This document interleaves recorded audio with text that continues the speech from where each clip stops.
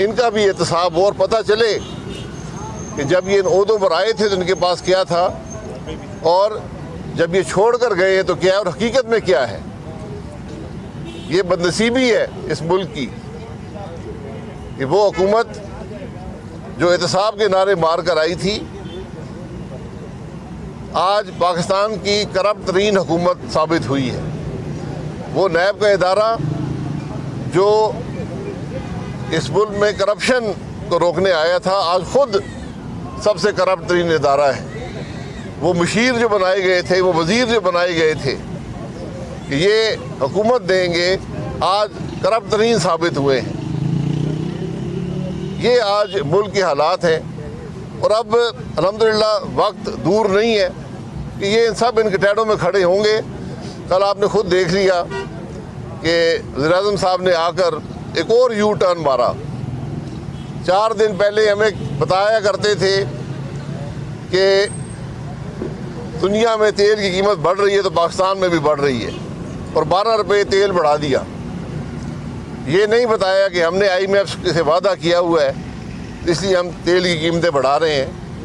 آج 10 روپے کم کر دیے، ہم ان کے بڑے مشکور ہیں، لیکن یہ 10 روپے بھی 10 روپے نہیں، یہ 20 روپے پاکستان کے عوام کو ادا کرنے پڑیں گے۔ اگر آج نہیں تو کل کرنے پڑیں گے، کیونکہ آپ نے جو IMF سے وعدہ کیا ہے اب اس کی خلاف ورزی ہو گئی ہے۔ اب انہوں نے اضافی ٹیکس لگانے آپ کے اوپر، لیکن عمران خان کو پتہ ہے کہ وہ تو جانے والا ہے اور اب یہ خرابی پیدا کر کے جو بھی اگلی حکومت آئے گی اس کے لیے مشکلات پیدا کر رہا ہے۔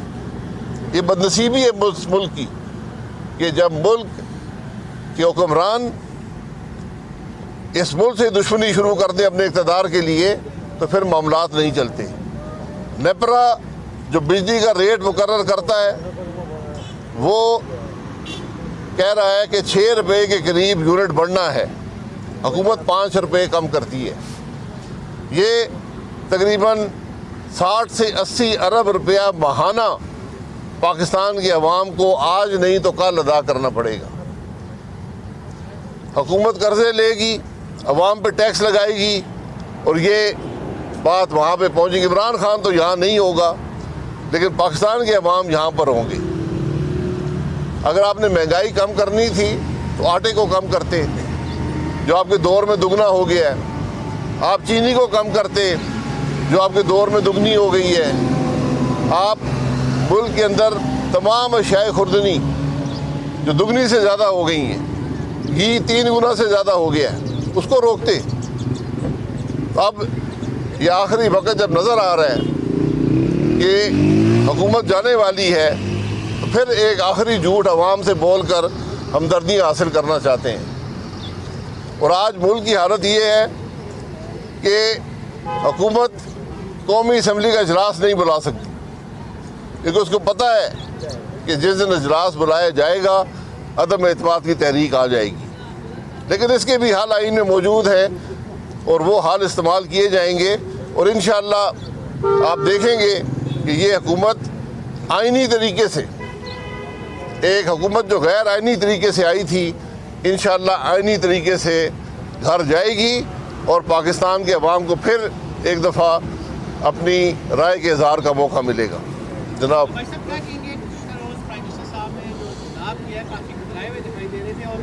سمجھتے ہیں کہ پیپلز پارٹی کا ذاتی مارچ اور PTI کا جو لانگ مارچ آ رہا ہے اس سے پہلے صرف عوام کو بیرون کی پریکٹس ہے یا گیم عمران خان کے ہاتھوں سے اس وقت نکل چکی ہے؟ دیکھیں گیم تو بہت پہلے نکل چکی تھی، بیساکھیاں تھیں، بیساکھیاں بھی اب عوام کو بوجھ برداشت نہیں کر سکتی، جو عوام تکلیف میں ہے۔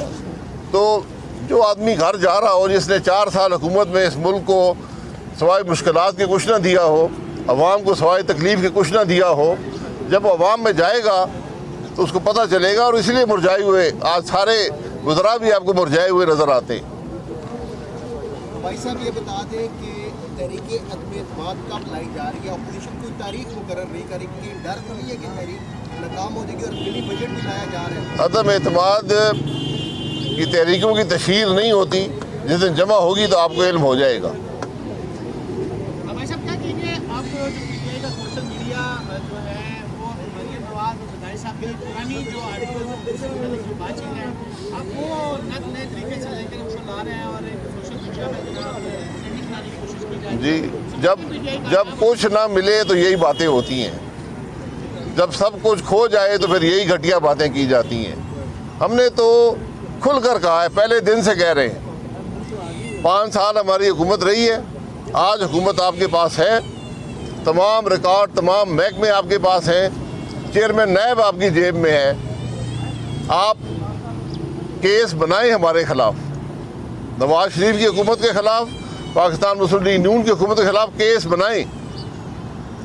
टीवी कैमरों के सामने चेयरमैन नायब को मैं चैलेंज करता हूँ, आकर बात करें कौन सी करप्शन हुई है पाकिस्तान मुस्लिम लीग नून के दौर में, अवाम को बताएं, हम भी आपको जवाब कैमरों के सामने देंगे।